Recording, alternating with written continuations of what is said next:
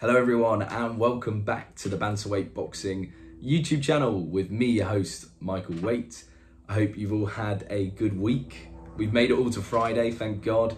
And we've got some boxing on tomorrow night as well. I've got the KSI fight. I'd be interested to know how many of you would actually watch that or are interested in that kind of YouTube side of boxing. I'm definitely going to give that a watch. I think it'll be an entertaining one. And I have got the DAZN subscription, so, you know, it makes sense. So I'll probably do a reaction video as well on Sunday about the KSI fight, and I'm sure my prediction will come true of a KSI knockout. So put your money down now and make some cash over the weekend. Yeah, other news, as you can see, I'm still hopping from houses.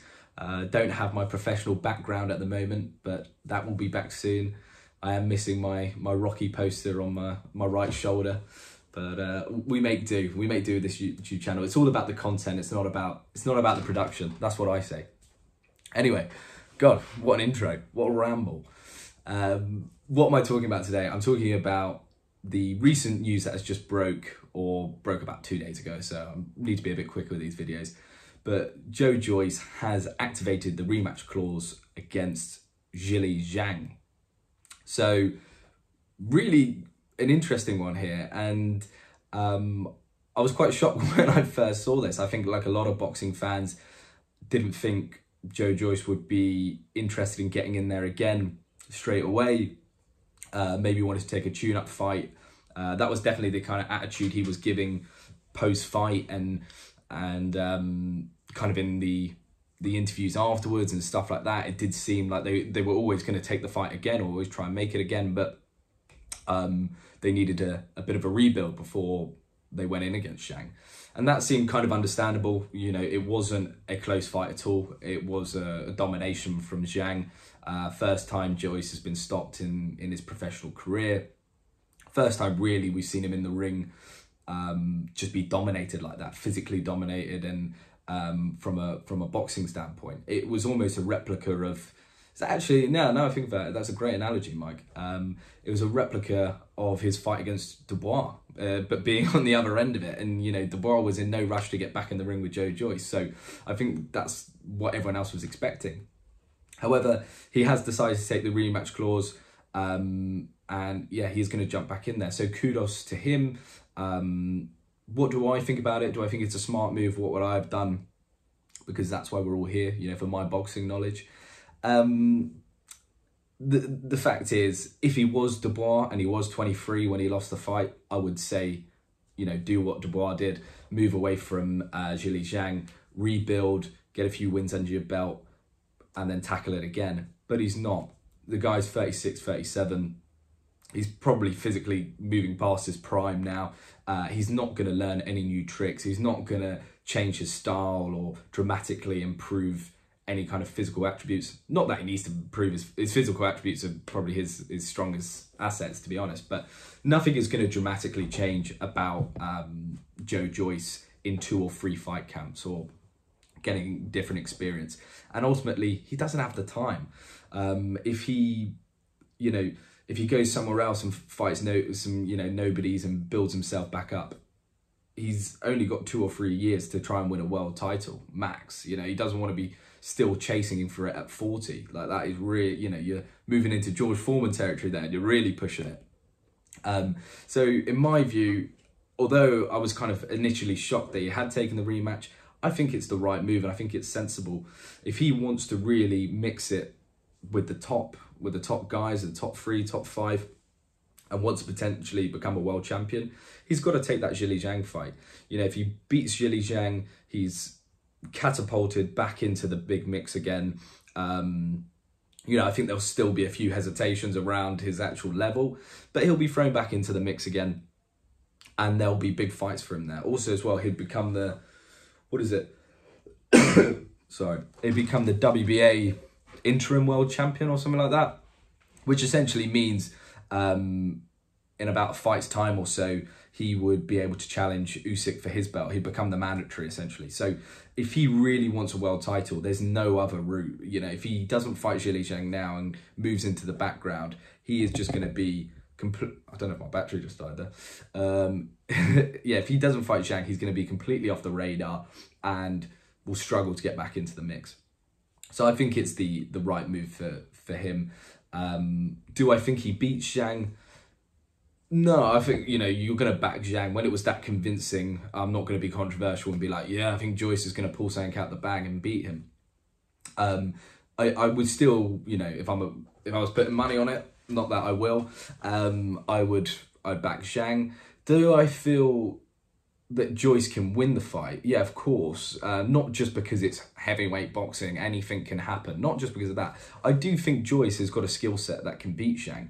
I think he obviously needs to, you know, make some big adjustments in the fact that he needs to work out how to deal with a straight left. I don't know if they did enough prep for that in their training camp. So stuff could be worked on there. You know, just moving away from the left hand is a good step that they could take. But also in that fight, if Joyce was able to, you know, if he maybe started a bit quicker, was aware of the punch that Zhang was going to continue to throw, and just protect himself a little bit, not, you know, go completely gun-ho and try and constantly outpoint him and outpunch him in rounds. If he kind of just protected himself a little bit and let Zhang wear himself out, he could have come on strong later in that fight. And I know Zhang looked very good, and take nothing away from him. But when the fight ended, what, round 6 or so, I'm sure Zhang was really starting to tire there. Up until that point, he had stayed toe-to-toe with Joyce, but I was just seeing glimmers of the punch output slowing down, the movement starting to slow down from Zhang. And I think Joyce could have come on strong, you know, if he could have continued. And if his eye was, you know, okay. And maybe done some damage towards the end of the fight. But yeah, that's a hypothetical. I'm not sure that's how it's going to go. But good luck to Joe Joyce on taking that. I think, yeah, that's the only real option he's got at that age. And I think it would make for a good fight. The other question is, I've heard some murmurs of people saying, oh, potentially he's taken the fight, or he's activated the rematch clause in order to get step-aside money from Tyson Fury. And that could be a potential. But I don't think that is the case. It's always an interesting one, you know, that is sometimes the case. But I'm not sure that's going to happen here. But it does leave a whole nother question as well, like moving away from Joe Joyce to Tyson Fury for a second. It does open up a whole bag of worms about what Tyson Fury is going to do next, because I think he really had his eyes set on Zhili Zhang after the Joe Joyce fight. I think initially their plan was to go against Joe Joyce, and I think that would have been a very, it would have looked like a great victory for Tyson Fury, but I think Tyson Fury would have been matched up so well against Joe Joyce. I think they really wanted that Joyce fight, but obviously that's not happened. I still think Tyson Fury would have done well against Zhili Zhang, but now it looks like them two are tied up.